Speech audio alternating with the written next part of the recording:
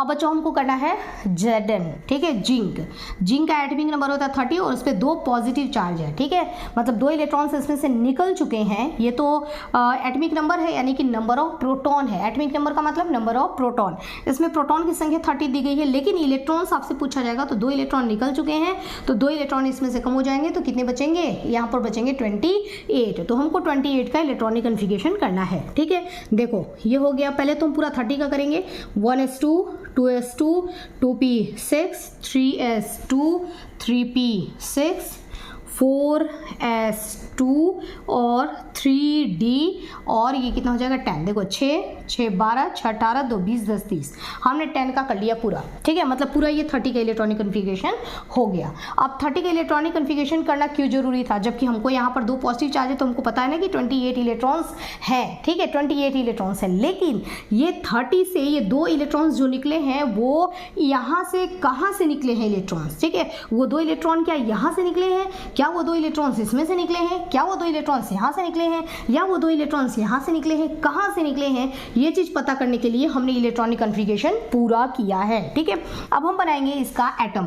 तो एटम बनाने में सबसे पहले हम बनाएंगे इसका न्यूक्लियस। न्यूक्लियस के बाहर इसमें होगा फर्स्ट वाला शेल, न्यूक्लियस के बाहर में इसका सेकेंड वाला शेल, न्यूक्लियस के बाहर में इसका थर्ड वाला शेल, और न्यूक्लियस के बाहर इसका ये हो गया फोर्थ वाला शेल, ठीक है। ये हो गया हमारा Zn, ठीक है, जिंक हो गया। अब इसमें 4 सेल मैंने कैसे बनाया है, देखिए यहाँ पर 1 लिखा हुआ है ना, तो इसका मतलब कि ये हमारा फर्स्ट वाला सेल है, ठीक है, ये 1 फर्स्ट वाला सेल है। अब ये और ये दोनों ही 2s2 2s और 2p दोनों ही 2 वाले हैं, ठीक है। देखो सेकेंड मतलब ये दोनों ही 2s और 2p कहाँ है, तो 2s और 2p यहाँ है, यहाँ 2s है और यहाँ 2p है, ठीक है, ये दोनों तो यहाँ आ गए। ओके, अब 3s 3p और 3d कहाँ है, वो इस थर्ड वाले में है। थर्ड वाले में यहाँ पर हमको 3s भी मिल जाएगा, हमको 3p भी मिल जाएगा और हमको यहाँ पर 3d भी मिल जाएगा, ठीक है। अब ये 4s है ना, 4s वाला कहाँ है, तो वो लास्ट में है, इसलिए ही तो इसमें 4 शेल हैं, तो यहाँ पर हो गया हमारा 4s वाला। अब इलेक्ट्रॉन्स जब आपको चाहिए तो आपको कहाँ से इलेक्ट्रॉन मांगना पड़ेगा, सबसे पहले इलेक्ट्रॉन्स देने की बारी किसकी आती है, तो देखो सबसे पहले आउटर मोस्ट सेल, जो सबसे बाहर जो भी मौजूद है ना, उसको बोला जाएगा कि तुम्ही को इलेक्ट्रॉन्स देना पड़ेगा। तो सबसे बाहर में कौन मौजूद है, तो सबसे बाहर वाला शेल हमारा ये है फोर्थ वाला, और फोर्थ वाले में मौजूद है 4s, और s से पूछा हमने कि तुम्हारे पास कितने इलेक्ट्रॉन्स हैं, तो बोलता है मेरे पास 2 इलेक्ट्रॉन्स हैं, ठीक है। तो अगर तुम्हारे पास 2 इलेक्ट्रॉन है तो तुमको इलेक्ट्रॉन्स देना पड़ेगा, ठीक है। बाहर वाले सब अंदर वाले तो एकदम सेफ है, ठीक है, कि अभी हमारा नंबर नहीं आया है ना, अभी किसका नंबर आया है, अभी 4s2 का नंबर आया है।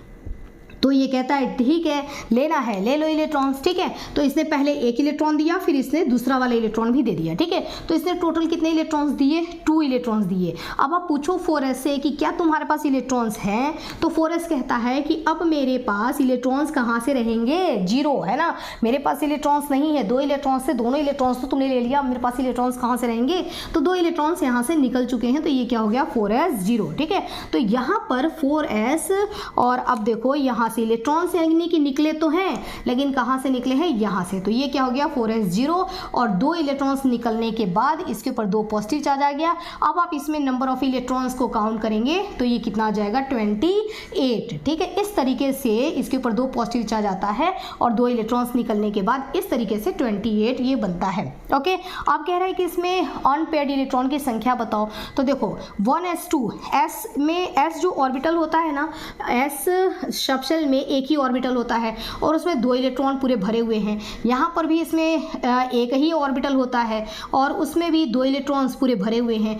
p में 3 होता है, ठीक है, और 3 भी 3 होता है, तीनों में कितने हैं 6 इलेक्ट्रॉन है, तो 1 2 3 4 5 6 भरे हुए हैं। यहाँ पर भी ये भरा हुआ है, यहाँ पर भी ये भरा हुआ है, और 3d 10। अब d की बात करो तो d में कितने होते हैं, d सबसेल के अंदर ऑर्बिटल की संख्या कितनी होती है, इसमें होते हैं ऑर्बिटल 5, ठीक है। अब इसमें इलेक्ट्रॉन इलेक्ट्रॉन्स कितने होते हैं, 10 इलेक्ट्रॉन्स होते हैं, ठीक है।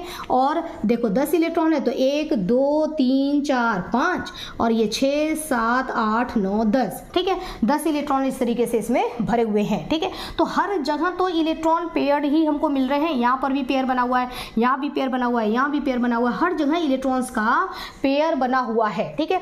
तो अगर इलेक्ट्रॉन्स का पेयर बना हुआ है तो इसमें कहीं भी आपको अनपेयर्ड इलेक्ट्रॉन्स दिख रहे हैं क्या, नहीं। तो यहाँ पर आपसे अगर पूछा जाएगा कि इसमें अनपेयर्ड इलेक्ट्रॉन्स की संख्या कितनी होगी, तो इसमें अनपेयर्ड इलेक्ट्रॉन्स की संख्या 0, यहाँ पर कोई भी अनपेयर्ड इलेक्ट्रॉन नहीं है।